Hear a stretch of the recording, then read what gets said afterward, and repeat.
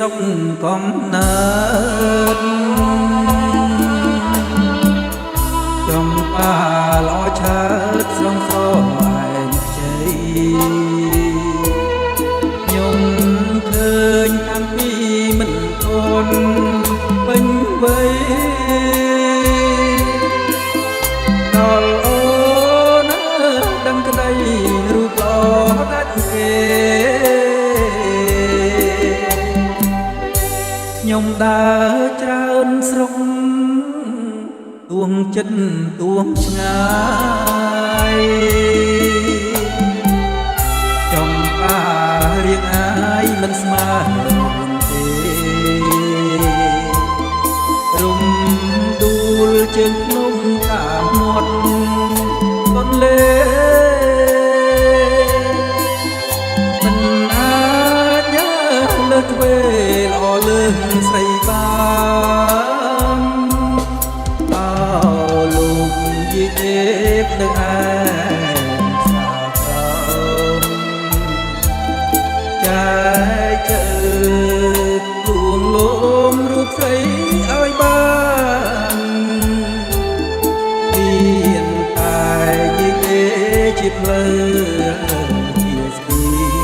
នកាលណាខ្ញុំបានខ្ញុំថ្វាយភ្លេង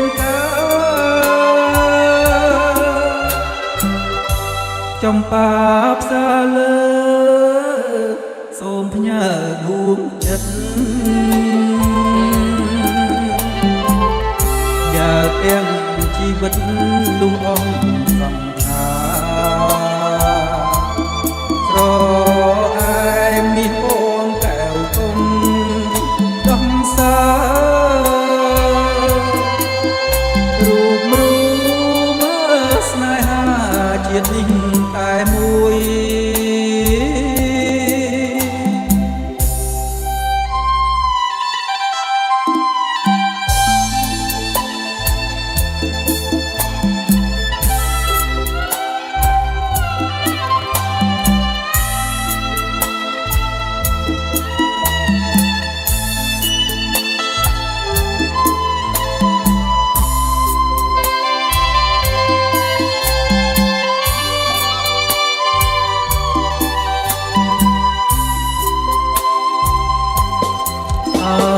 លោកយាយទេពនៅឯសាក្រមកាយជើលួងលោមរូបស្រីឲ្យបានមានតែយាយទេជាភ្លើជាស្ពានកាលណាខ្ញុំបានខ្ញុំថ្វាយភ្លេង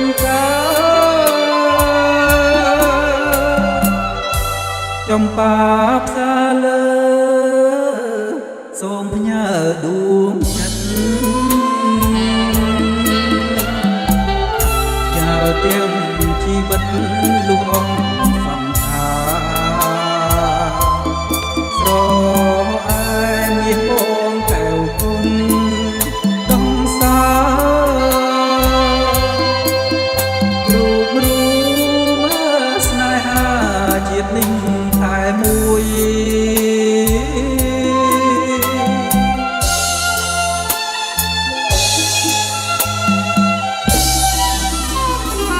សូមអរគុណសូមគោរពជំរាបលាបាទហើយតាមរយៈបទនេះដែរខ្ញុំបាទសូមផ្ញើចិត្តនឹកទៅដល់លោកយាយលោកតាពុកម៉ែបងប្អូនទាំងអស់គ្នាផងដែរបាទបាយបាយ